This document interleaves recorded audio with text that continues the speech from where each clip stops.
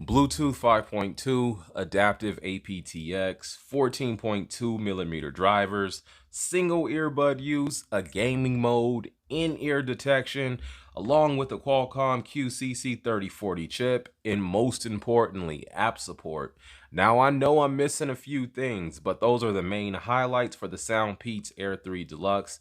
Now, huge shout out to SoundPeats for sending these out for review. Now, I have been using these for about the last week. Now, before we dive in, keep in mind that these are open back earbuds. Open back earbuds are kind of like in their own separate category from normal earbuds. They can't be compared to buds with tips when it comes to sound. Now remember that. Now personally, I have different earbuds for different purposes. Now I've been using these for work and running errands. When I'm doing those two things, I need to hear my surroundings. That's just me. I need to know what's going on around me. And for those times, these are clutch.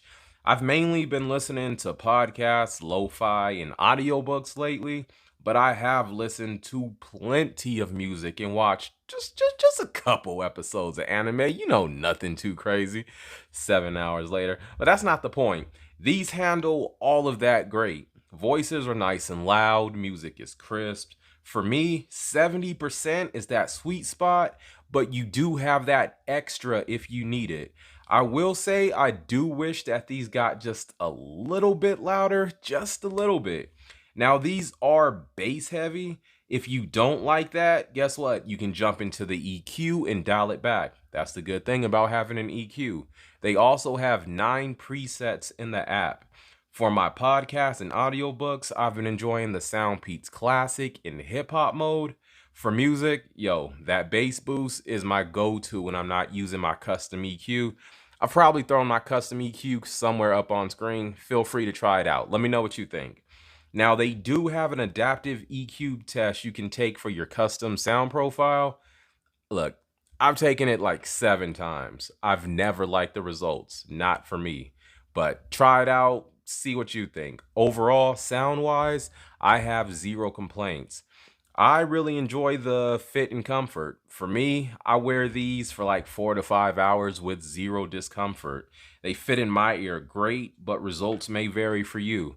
They don't stay in my lady's ears at all. She can barely tilt her head and they fall right out. These have Bluetooth 5.2, so they have a really strong connection. I have tested them on like several different Android devices, had no issues in warehouse type environment. They never dropped connection within 35 feet, never experienced lag either. Gaming mode is actually pretty good with these. For the games I've played, you do notice a real difference when you switch over. But keeping it honest, you will notice a real change in your battery life too. 30 minutes made me drop like 20%. And these honestly don't have the best battery. You can get up to 22 hours total when listening with the case. So basically, you're going to have to be charged up every 2 days.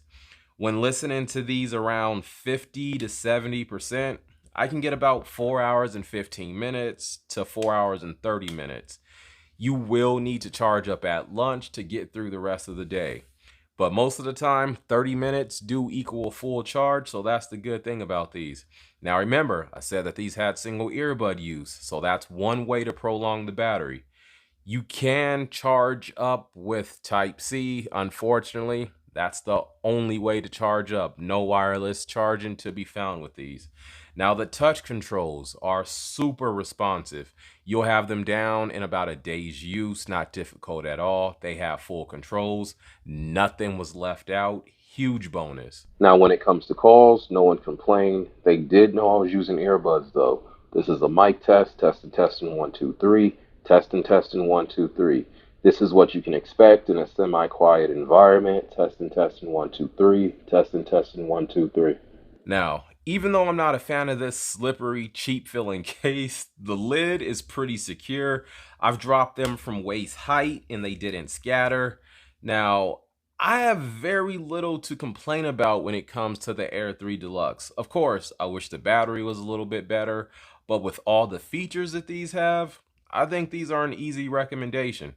Get at me in the comments and let me know what you think. It's vdoestech. I'll catch you on the next one. Later.